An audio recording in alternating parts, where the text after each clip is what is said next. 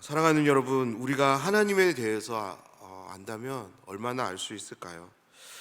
하나님이 지으신 피조 세계를 잘 관찰해 보면 어떤 반복되는 순서들을 통해서 질서들을 우리는 발견하고 확인할 수 있습니다. 예를 들어서 지구가 이제 한 바퀴 돌면서 낮과 밤이 변하는 것을 통해서 우리는 날의 변화를 이제 확인할 수 있습니다.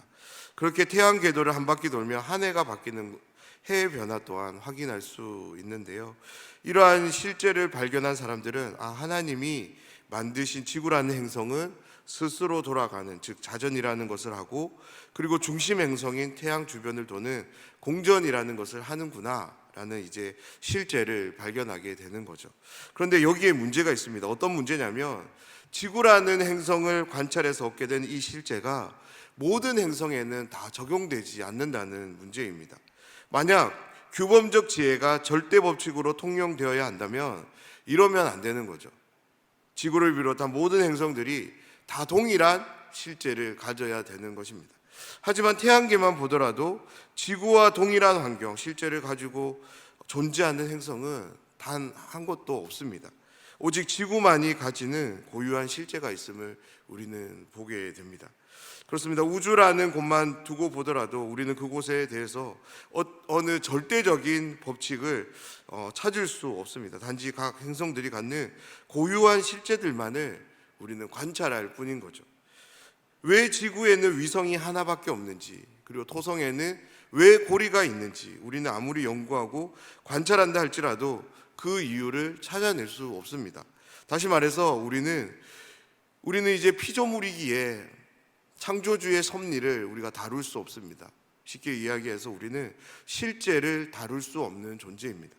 하나님은 어떨까요? 하나님은 창조주이십니다. 다시 말해서 실제라는 것을 이제 창조해 내시는 분이신 거죠. 지구의 위성이 하나인 이유는 하나님께서 그렇게 창조하셨기 때문입니다. 토성에 고리가 있는 것은 어떤 우연한 법칙에 의해서 만들어진 것이 아니라 하나님께서 토성이라는 행성을 창조하실 때 그렇게 디자인하셨기 때문에 그 고리가 실제로서 존재하는 거죠. 그런 점에서 고난이라는 이 실제 또한 똑같은 맥락에서 우리가 한번 생각해 볼 수 있을 것 같습니다. 우리에게 주어지는 이 고난에 대해서 왜 이 고난이 주어져야 하는지 그 이유를, 그 실제를 우리는 찾을 수 없습니다.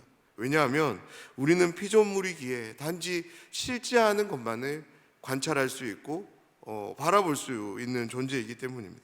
그런 점에서 욥의 친구들이 하게 되는 이 모든 말들은 어떤 의미에서 주제넘는 말이 되는 것입니다. 왜냐하면 이들도 하나님이 창조하신 한낱 피조물에 불과하기 때문입니다. 하지만 그들은 자신들이 마치 하나님이 된 것 마냥 그 실제, 다시 말해서 욥에게 주어진 이 고난이 왜 어떻게 존재하는지를 논하고 있기 때문입니다. 오늘 말씀은 술에 취한 사람이 횡설수설하는 것처럼 쏘아대는 말처럼 우리에게 들려집니다. 그런데 이 말씀을 집중해서 한번 천천히 읽어가 보면 욥은 철저하게 22장에서 엘리바스가 한 말에 대한 이제 반항적인 대답, 그의 말이 절대적으로 옳지 않음을, 그릇됨을 대꾸하는 것을 이제 보게 되는데요. 다름 아닌 욥의 세 친구들이 공유하고 있는 규범적 지혜, 절대 법칙이 모든 상황 속에서 늘 통용되는 것은 아니다. 그것을 이야기하기 위해서 오늘도 욥은 말을 시작합니다. 오늘도 말씀을 나누는 가운데 하나님께서 은혜로 함께 해주시기를 우리가 간절히 소원합니다. 무엇보다 우리가 살아가는 이 세상에 존재하는 것들에 대해서 인과의 법칙을 따르는 규범적 지혜가 안내하는 것뿐만 아니라 그렇지 않은 상황도 있음을 우리가 기억하고 인정할 수 있는 우리가 되면 좋겠습니다. 그래서 우리의 삶에 주어지는 실제들, 특별히 그것이 고난의 형태로 주어진다 할지라도 그 실제를 우리가 다루기보다는 그 실제를 주관하시며 또한 능히 통제하실 수 있는 창조주 하나님을 우러러 바라보는 믿음이 우리의 믿음이 되길 간절히 소원합니다. 오늘도 말씀을 통해 욥을 통해 그 믿음을 함께 배워가길 원합니다. 1절 말씀을 보면 어찌하여 전능자는 때를 정해놓지 아니하셨는고 그를 아는 자들이 그의 날을 보지 못하는고 라는 말로 시작합니다. 욥은 엘리바스를 향해 그리고 함께하는 친구들을 향해 이와 같은 말로 이제 조롱하며 이제 시작을 하는데요. 어떤 조롱이 담겨 있냐면 너희들이 인과의 법칙을 통해서 규범적 지혜를 통해서 하나님께서 정하신 것이 무엇인지를 안다면 너희들은 어느 때에 어떤 일이 일어날지 또한 알아야 되는 거 아니냐라는 이제 그런 조롱이 이제 담긴 말을 하고 있는 거죠. 욥이 이 말을 하는 이제 본래의 뜻이 무엇일까요? 진의가 무엇일까요? 욥은 그들을 향해 너희들은 하나님의 뜻을, 하나님의 일하심을 알 수 없다라는 거죠. 오직 누구만 아냐면 하나님 자신만이 아신다라는 거죠. 하나님의 일하심의 실제 모든 고난을 욥은 하나님께 기속시키며 이렇게 말을 하고 있는 것입니다. 그러면서 욥은 2절부터 24절에 이르는 방대한 내용으로 친구들의 그 지혜가 틀렸음을, 다시 말해서 규범적 지혜가 이제 어긋나는 상황들에 대해서 이제 열거하기를 시작합니다. 만약 친구들이 계속적으로 이야기하는 지혜, 규범적 지혜가 함께 한다면 욥이 말하는 이 모든 상황들은 그들의 현실 세계 속에서는 있어서는 안 되는 상황인 거죠. 그런데 욥은 자신이 경험한 것들, 근데 자신뿐만 아니라 세 친구 모두 이러한 상황들을 경험했음에 틀림없다라는 그런 확신을 가지고 욥은 이 이야기들을 들려줍니다. 2절부터 24절의 내용은 이제 의미상으로 크게 두 부분으로 이제 나누어서 우리가 한번 살펴보면 좋겠는데요. 먼저는 2절에서 17절의 말씀으로 이 내용은 이제 악하고 불의한 현실을 이제 욥은 폭로합니다. 다시 말해서 악인들이 득세하는 상황들에 대해서 소개합니다. 특별히 4절 말씀은 설명이 필요한 말씀인데요. 4절 말씀입니다. 가난한 자를 길에서 몰아내나니 세상에서 학대받는 자가 다 스스로 숨는구나. 4절 말씀에 보면 이제 스스로 숨는구나, 이 부분이 조금 어색한 부분인데요. 이 부분의 본래적인 의미는 빼앗고 학대하는 자들에 의해서 선량한 사람들, 가난한 사람들이 거리에서 사라짐을 당하는 상황을 말합니다. 친구들의 지혜를 이 상황에 적용해 보길 원합니다. 인과의 법칙과 규범적 지혜만이 함께 한다면 선량한 사람들, 가난한 사람들의 소유를 빼앗고 학대받는 이 악인들에게는 엄중한 심판이 늘 주어져야 되는 거죠. 그로 인해 선량한 사람들이, 가난한 사람들이 거리에서 사라져야 되는 것이 아니라 누가 사라져야 됩니까? 악인들이 사라져야 되는 거죠. 그런데 욥은 무엇라 말하냐면 악인들이 거리에서 사라지는 것이 아니더라라는 것을 말하는 거죠. 도리어 선량한 사람들이, 힘이 없는 그런 연약하고 가난한 사람들이 사라지더라라고 이렇게 말하고 있는 것입니다. 그러면서 더 심각한 상황 한 가지를 소개하는데요. 12절 말씀입니다. 성중에서 죽어가는 사람들이 신음하며 상한 자가 부르짖으나 하나님이 그들의 참상을 보지 아니하시느니라. 욥이 어떤 상황을 소개합니까? 하나님께서 그 연약한 사람들, 가난한 사람들, 고아, 과부의 그런 상황들을 하나님께서 보지 않으신다, 하나님께서 불쌍히 여기지 않으신다라고 이야기하고 있습니다. 하나님이 돌보지 않는 것보다 더 비참한 상황이 어디에 있을까요? 우리가 성경을 보면 하나님께서 특별히 돌보시는 대상이 있는 것을 우리는 보게 되는데요. 그들이 누구냐면 바로 고아와 과부와 가난한 사람들입니다. 그들이 참담한 상황에 직면하고 있음을 욥은 이야기하고 있습니다. 어머니의 품에서 아기를 빼앗습니다. 가난한 자의 옷을 볼모 잡습니다. 욥기의 무대가 되는 이 지역은 이제 밤낮의 기온차가 이제 상당한데요. 그래서 이들에게 있어서 겉옷이라고 하는, 옷이라고 하는 의복은 낮에는 이제 햇볕을 가려주는 이제 그늘막이 되었다가 밤에는 이제 추위를 이겨내기 위해 덮어야 됐던 그런 이불로서 그들과 함께 했습니다. 그런 점에서 이제 가난한 자에게 겉옷, 그것은 그의 생명을 유지할 수 있는 최소한의 수단이었던 것입니다. 그래서 이 옷을 만약에 가난한 자가 저당을 잡힌다면 어떻게 될까요? 낮에는 어떻게든 보낼 수 있겠지만 밤에는 꼼짝없이 그 추위로 인해서 죽음을 맞이할 수밖에 없을 것입니다. 그런 무자비함이 우리의 현실 세계 속에서 자행되고 있더라, 이것을 욥은 말하고 있습니다. 그런데 12절에서 욥이 이렇게 이야기합니다. 하나님이 그들의 참상을 보지 아니하신다. 만약 규범적 지혜가 함께 한다면 이런 현실은 있어서는 안 되는 거죠. 악인은 늘 하나님의 심판, 보응을 받아야 되는 것입니다.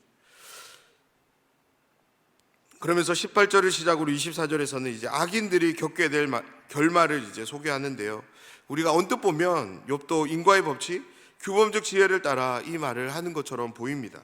그런데 무엇이 다르냐면 욥은 이 법칙 속에 하나님을 가두지 않습니다. 다시 말해서 욥은 이 모든 실제들을 그냥 하나님의 주권임을 이제 선언하고 있는 거죠.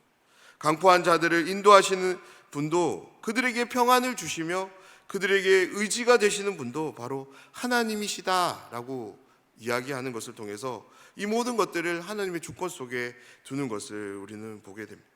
사랑하는 여러분, 욥의 이 말이 이해가 되시는지요?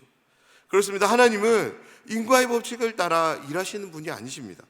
규범적 지혜만이 하나님의 역사를 이해할 수 있는 지혜가 아닌 것입니다.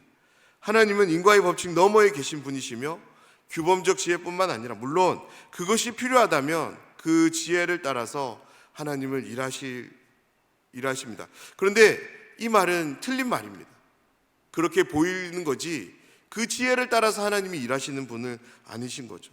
결론적으로 말씀드리면 하나님은 하나님의 뜻에 따라 일하시지 어떤 법칙이나 지혜에 제한되는 그런 분은 아니십니다. 우리가 사랑하는 하나님은 우리의 생각보다 훨씬 더 크시며, 이 크다는 말이 조금 이제 약한 표현 같습니다. 광대하신 분이십니다. 이 말로도 하나님을 다 담아낼 수 없는 것 같습니다. 우리의 지각으로는 하나님의 어떤 것도 사유할 수 없는 창조주 하나님이 되십니다. 욥은 친구들을 향해 하나님은 이런 분이심을 이제 계속적으로 소개하고 있는 거죠. 그러면서 마지막 절인 25절을 통해서 이런 결론을 내리는데요. 25절 말씀입니다. 가령 그렇지 않을지라도 능히 내 말을 거짓되다고 지적하거나 내 말을 헛되게 만들 자 누구랴. 25절에서 그렇지 않을지라도, 이 단어가 정말 중요한 단어입니다. 욥은 이 세상에 존재하는 모든 법칙들에 대해서 예외가 있음을 상황적으로 열어두면서 대답을 마칩니다. 사랑하는 여러분, 욥은 인과의 법칙과 규범적 지혜가 완전히 무시해도 되는 것, 무시해야 되는 것이라고 말하지 않습니다. 분명 인과의 법칙이 있고 규범적 지혜가 따르는 상황이 있음을 욥도 이야기합니다. 그러면서 무엇을 정말로 말하고 싶냐면 예외가 있다라는 거예요.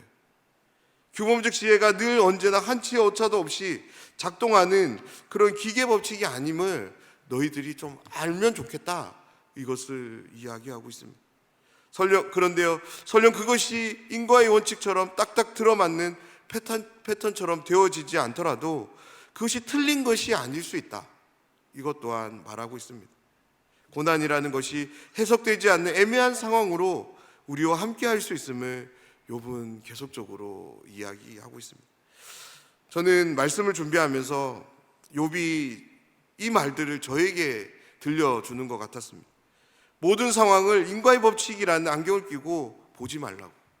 규범적 지혜를 따르되 예외적인 상황이 발생되었을 때 그 규범적 지혜를 부정할 필요는 없다라고. 예외가 있음을 너가 알면 좋겠다라고 욥이 저에게 말을 하는 것 같았습니다.